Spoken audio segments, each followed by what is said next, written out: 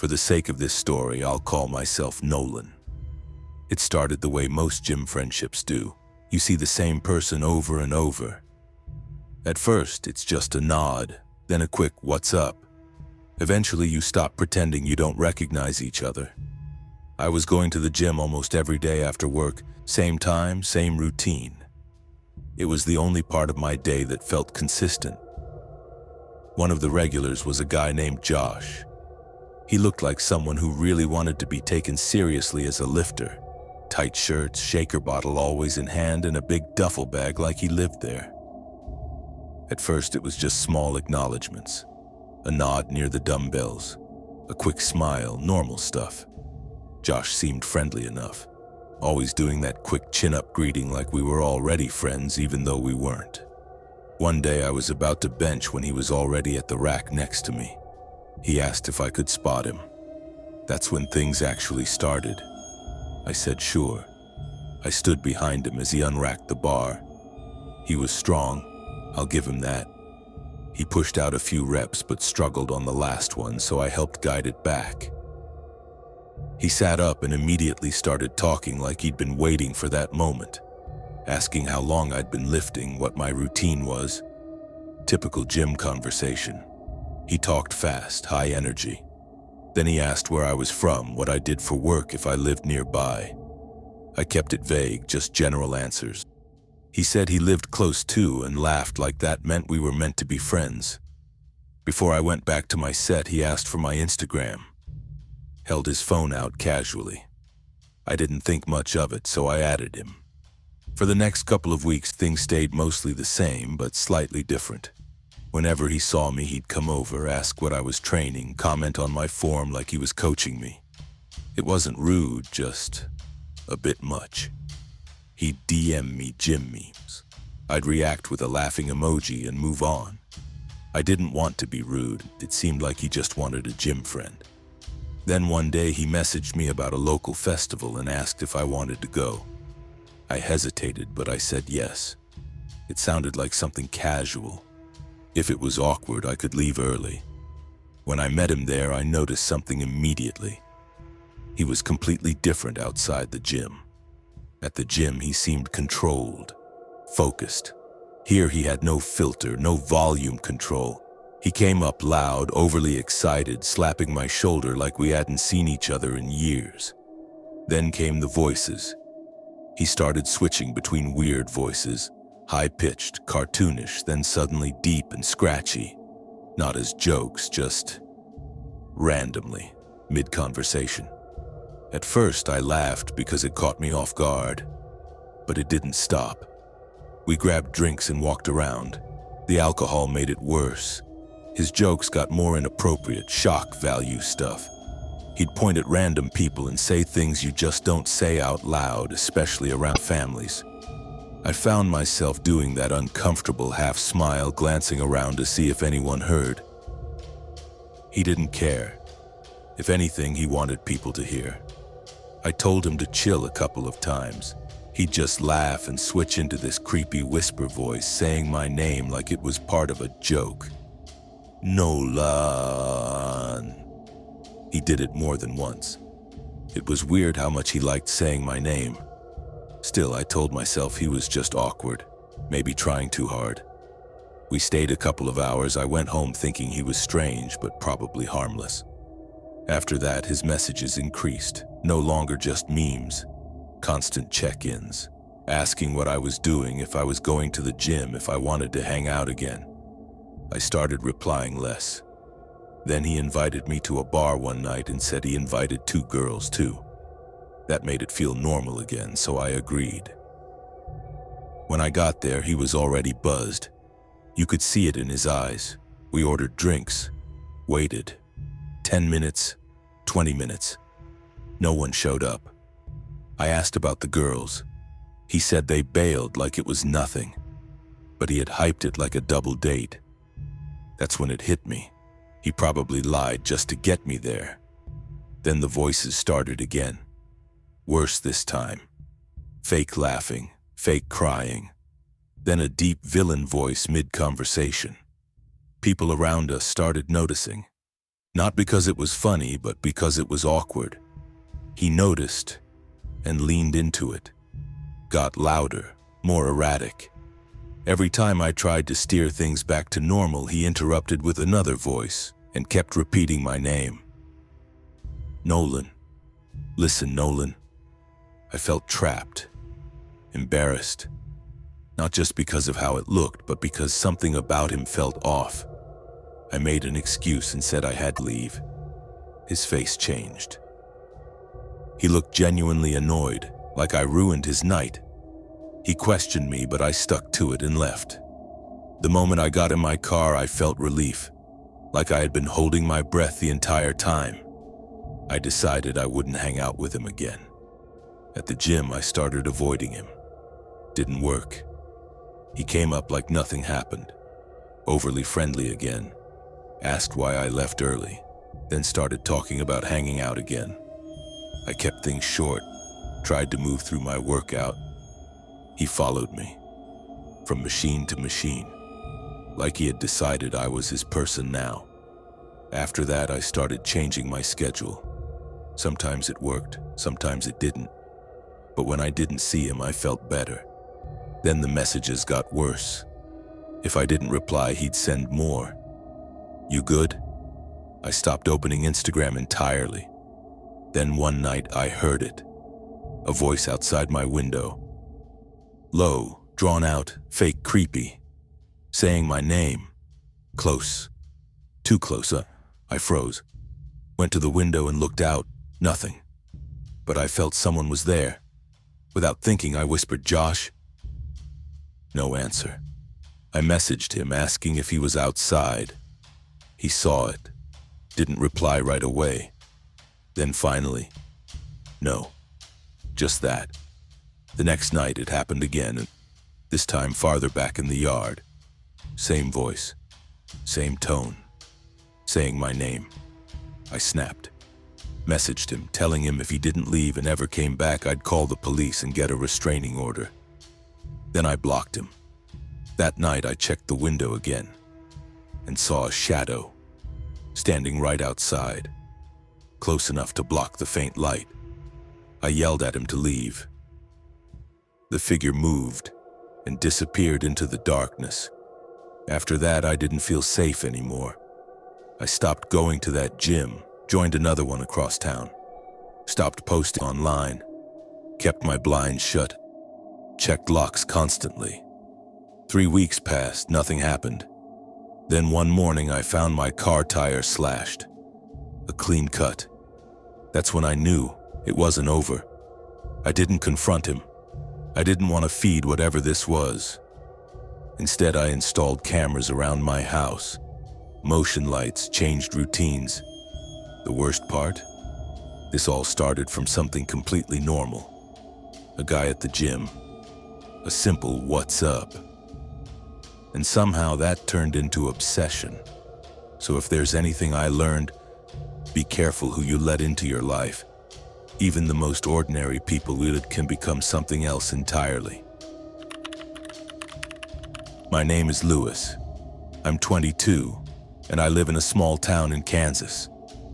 It's the kind of place where nothing really happens. I'd been there for almost 14 years, working at a Mexican restaurant for the last 4. It wasn't a bad life. Simple, predictable. Every evening I went to the gym with my friend Colton. He's 19, a typical country guy, but loyal and easygoing.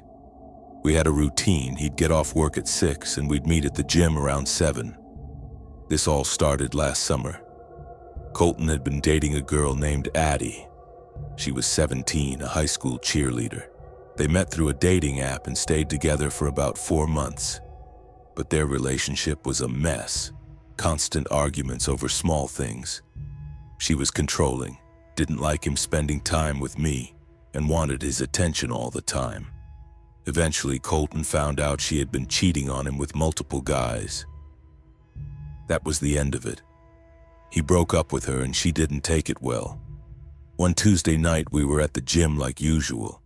We had just started warming up when the front door opened and a girl walked in. She was wearing a red hoodie and blue leggings. Right away, something felt off. She didn't look around like most people do when they enter a gym. Instead, she just stood there, staring directly at us. Then she started walking toward the women's locker room, but kept glancing back at us the entire time. Colton didn't think much of it. I did. A few minutes later, we heard noises coming from the locker room. Crying, but not normal crying. It sounded unstable, like someone whispering to themselves while breaking down, loud enough that we could hear it through our headphones. We tried to ignore it. About 10 minutes later, she came out. Same clothes. That was weird. If someone goes into a locker room, it's usually to change, but she didn't. She just walked out and started wandering around the gym. Not working out, just drifting, and slowly getting closer to us. Too close. Hovering near whatever machine we were using, watching us without saying a word. That's when I told Colton I was getting uncomfortable. We moved to another area. A few minutes later, she was gone, but neither of us saw her leave. We finished our workout around 8:40 and stepped outside to talk for a bit. That's when I noticed a car sitting in the parking lot, engine running, lights on, but there were barely any people left, and the ones who were there had come together in one truck. We brushed it off. About 10 minutes after I got home, Colton texted me, "Do you remember that girl?" I said, "Yeah." Then he asked, "What if that was Addie?" That thought hit hard. He told me she had been acting crazy since the breakup, constantly trying to contact him. I told him there was no way, it had to be someone else. Eventually, we both convinced ourselves it wasn't her. We went to bed. Around 11:30 that night, I heard knocking at my brother's window. I looked outside, no one there. Then a few minutes later, knocking at my window. Again, nothing. Then suddenly, loud, aggressive banging at the front door. The doorknob started shaking violently, not like someone checking if it was unlocked, like someone trying to force their way in. Then I heard laughing. A girl, but not normal laughter. It was hysterical, unstable. Every few seconds it would start again, like she was enjoying it. My stomach dropped. Then my phone buzzed. A message from an unknown number. "Leave Colton alone." Another message followed. "You made him break up with me, now you'll pay." I froze. I knew exactly who it was. Addie. Then another message came through. A picture. She was holding a knife. That's when it became real. She wasn't just angry, she was outside my house, armed. I immediately texted my dad, who was still awake. He called the police right away. The laughter outside suddenly stopped. Everything went quiet, but I was too scared to move. A few minutes later, the police arrived. They found her sitting in the grass near the house, just waiting. They arrested her on the spot. She admitted everything. The officers asked if I wanted to press charges. I said yes. I called Colton and told him what happened. He was shaken, but mostly just relieved I was okay. The only thing I still don't understand is how she got my address. I never gave it to her. Colton swears he didn't either. That part still bothers me, because if she found it once, she could have found it anytime. And that thought, that's what still keeps me up at night. I'm 25, and for a few years I'd been going to the same LA Fitness in my town. I usually went after work around 6 p.m. After a while, you start recognizing the regulars, even if you never speak to them. About 6 months ago, I noticed someone new. The first time I really paid attention to him, I was doing squats. After finishing a set, I looked up into the mirror in front of me and saw him sitting on a chest press machine behind me. He wasn't using it, just sitting there, leaning forward, elbows on his knees, staring straight ahead. When I started my next set and looked again, he was still there. But this time he was looking directly at me. The moment our eyes met, he quickly looked away. At first, I brushed it off. A couple days later, I saw him again. I was doing shoulder presses, and there he was, on a lat pull-down machine across the room. Again, not using it. The weights weren't moving. And every time I glanced over, I caught him staring at me before quickly looking away. That's when it started to feel off. After that, I began noticing him almost every time I went to the gym. He was always somewhere nearby, sitting, watching, but never actually working out. One night, things escalated.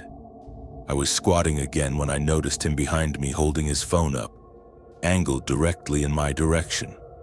For a second, it looked like he was recording me. The moment I turned and stared at him, he lowered the phone and looked away. That's when I stopped ignoring it. Over the next week, I kept seeing him. No matter where I went in the gym, he seemed to position himself where he had a clear view of me, like he was tracking me. One night, I went to refill my water bottle.